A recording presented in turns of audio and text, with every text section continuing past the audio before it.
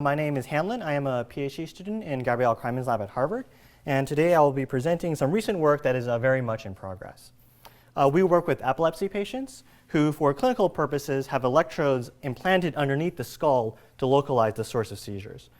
From these electrodes, we can record local field potentials from the surface of cortex, and sometimes using depth electrodes with microwires, we can also record neural spiking data activity as shown here. In this first study, we record spiking data while subjects watch an episode from the popular TV show 24. And just to illustrate the data, so this is a recording of 318 units over time. And so each row an individual unit, and the color is a normalized firing rate. We're interested in predicting what people will or will not remember about the movie from this neural activity. So here's an example unit from the parahippocampal gyrus. And you can see the memorability over the course of the movie in blue, and the firing rate in red of this particular unit that loosely tracks its memorability. Across a population of units, we can also decode memorability quite well.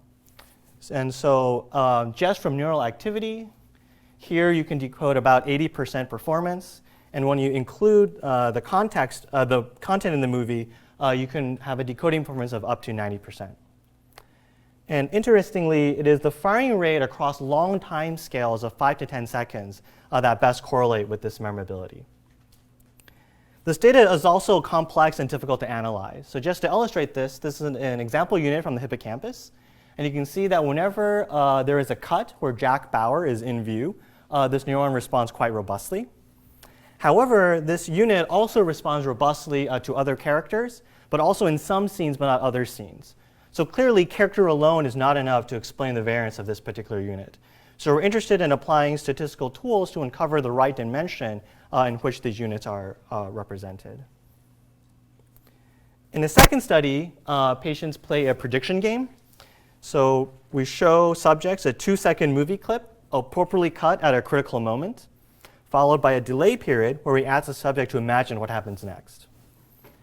And then we will present a single outcome, and the subject has to judge whether this is a congruent or an incongruent outcome.